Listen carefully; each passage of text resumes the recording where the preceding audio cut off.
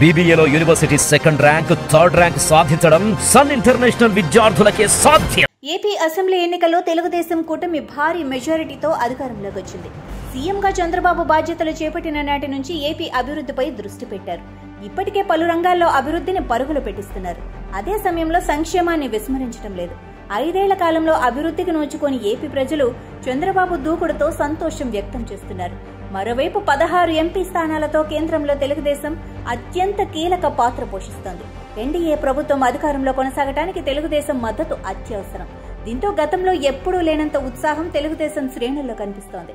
బాబు vision కు అనుగుణంగా AP ప్రగతికి, పురోగతికి కేంద్రం నుంచి అవసరమైన సహాయ సహకారాలు అందుతాయని, ఎందుకంటే మోడీ సర్కార్కు తెలుగుదేశం మద్దతు కీలకమని అంటున్నారు.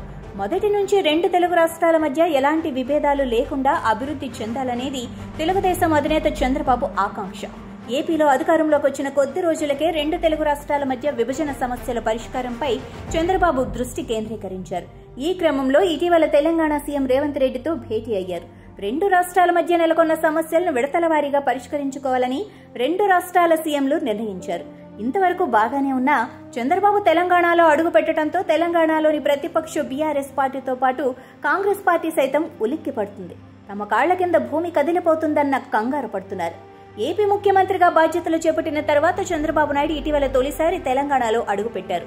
ఎన్టీఆర్ ట్రస్ట్ భవన్లో తెలంగాణ తెలుగుదేశం పార్టీ నేతలతో సమావేశమయ్యారు.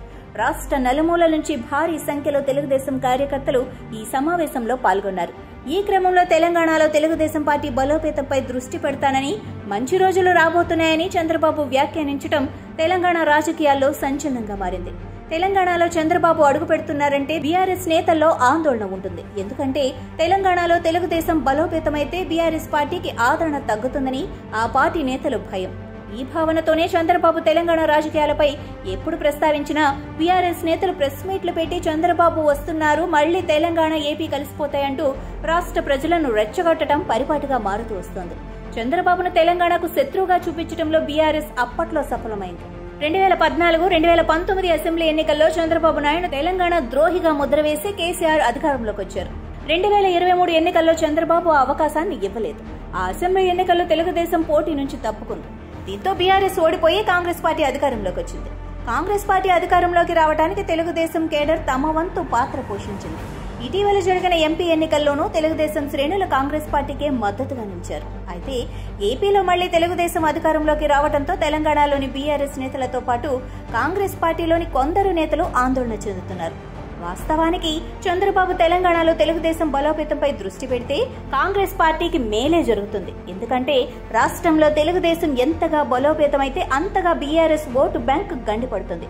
తద్వారా కాంగ్రెస్ పార్టీ మరింత బలపడుతుంది. కానీ కాంగ్రెస్ లోని కొందరు నేతలు చంద్రబాబు తెలంగాణ రాజకీయాలపై దృష్టి పెట్టడాన్ని వ్యతిరేకిస్తూ తెలంగాణకు మళ్లీ అన్యాయం జరుగుతుందన్నట్లు మాట్లాడారు. కాంగ్రెస్ నాయకురాలు విజయశాంతి ఓ అడుగు ముందుకేసి తిరిగి తెలంగాణ వాదులు, ఉద్యమకారులు పోరాట ప్రస్థానానికి కదలటం నిశ్చయమైన భవిష్యత్ వాస్తవం అంటూ పేర్కొనటం కాంగ్రెస్ శ్రేణులను సైతం ఆశ్చర్యానికి గురిచేస్తోంది. తెలంగాణలో రాజకీయాలు చేయడానికి చంద్రబాబుకు హక్కు లేదన్నట్లుగా కొందరు కాంగ్రెస్ నేతలు మాట్లాడటం పట్ల తెలుగుదేశం నాయకులు ఆగ్రహం వ్యక్తం చేస్తున్నారు.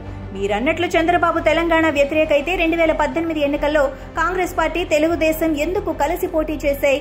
2023 ఎన్నికల్లో తెలుగుదేశం కార్యకర్తలు కాంగ్రెస్ పార్టీకి మద్దతు ఇవ్వటం నిజం కాదా అని ప్రశ్నిస్తున్నారు. పలువురు కాంగ్రెస్ నాయకులు తెలుగుదేశం జెండా పట్టుకుని ర్యాలీలో పాల్గొనడం వాస్తవం కాదా అని ప్రశ్నిస్తున్నారు. బీజేపీ డైరెక్షన్ లో చంద్రబాబు, పవన్ పనిచేస్తున్నారని, తెలంగాణలో తెలుగుదేశం బలపడితే వచ్చే ఎన్నికల్లో 3 పార్టీలు కలిసి పోటీ చేస్తాయని, తద్వారా కాంగ్రెస్ పార్టీకి ఇబ్బందికర పరిస్థితి ఏర్పడుతుందన్న వాదనను కొందరు కాంగ్రెస్ నేతలు తెరపైకి తెస్తున్నారు. వాస్తవానికి తెలంగాణలో బీజేపీ, జనసేన, తెలుగుదేశం కలిసి పోటీ చేస్తే బీఆర్ఎస్ పార్టీ ఉనికి ప్రమాదంలో పడుతుంది. ఆ 3 పార్టీల కలయిక వల్ల కాంగ్రెస్ ఓటు బ్యాంకుకు వచ్చే నష్టమేమీ ఉండదు. అయితే కాంగ్రెస్ లోని కొందరు నాయకులు తెలంగాణలో చంద్రబాబు ఎంట్రీని వ్యతిరేకించడానికి ప్రధాన కారణం కాంగ్రెస్ లో రేవంత్ రెడ్డి బలోపేతమవుతారన్న దుగ్ధతోనే అని పరిశీలకులు విశ్లేషిస్తున్నారు. మొత్తానికి తెలంగాణలో తెలుగుదేశం బలోపేతంపై చంద్రబాబు చేసిన వ్యాఖ్యలు తెలంగాణ రాజకీయాల్లో రచ్చరేపుతున్నాయి.